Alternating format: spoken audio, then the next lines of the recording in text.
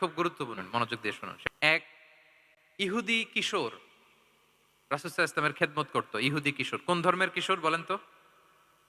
ইহুদি কিশোর প্রায় আসতো, রাসূল সাল্লাল্লাহু আলাইহি ওয়াসাল্লামের কাছে আসতো, রাসূল সাল্লাল্লাহু আলাইহি ওয়াসাল্লামের সেবা করত। কিন্তু তাকে কখনো রাসূল সাল্লাল্লাহু আলাইহি ওয়াসাল্লাম দিনের দাওয়াত দেন নাই। ছেলেটা ইহুদি, কিন্তু তার সামনে কখনো দিনের দাওয়াত তিনি দেন নাই। তো একদিন দেখে যে ওই ছেলে আসে না, লাগাতার এরকম কয়েকদিন যাবত ওই ছেলে আর আসে না। তখন রাসূল সাল্লাল্লাহু আলাইহি ওয়াসাল্লাম খোঁজ নিলেন যে কি হয়েছে। তখন রাসূল সাল্লাল্লাহু আলাইহি ওয়াসাল্লাম শুনতে পেলেন যে ছেলেটা অসুস্থ। ছেলেটা কি অসুস্থ। আল্লাহর হাবিব সাল্লাল্লাহু আলাইহি ওয়াসাল্লাম তার বাসায় গেলেন, যে দেখলেন যে বিছানায় পড়ে আছে ছেলেটা। যে দেখলেন যে ইহুদি ছেলেটা বিছানায় পড়ে কাতরাচ্ছে, পাশে ছেলেটার বাবা। রাসূল সাল্লাল্লাহু আলাইহি ওয়াসাল্লাম তার মাথায় হাত বুলিয়ে দিলেন, তার খোঁজ খবর নিলেন।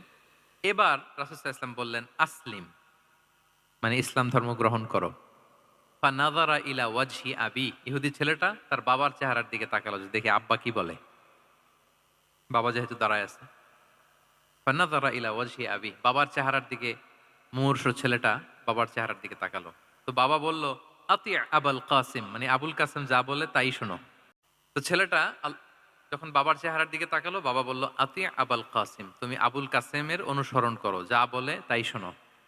ছেলেটা তখন পড়তে আরম্ভ করলো, আশহাদু আল্লা ইলাহা ইল্লাল্লাহ ওয়া আশহাদু আন্না মুহাম্মাদুর রাসূলুল্লাহ, মানে মুসলিম হয়ে গেল।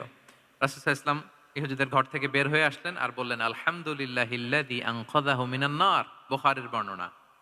প্রশংসা সে আল্লাহর, যে আল্লাহ এই ছেলেটিকে জাহান্নাম থেকে মুক্তি দিয়ে জান্নাতি বানিয়ে নিল।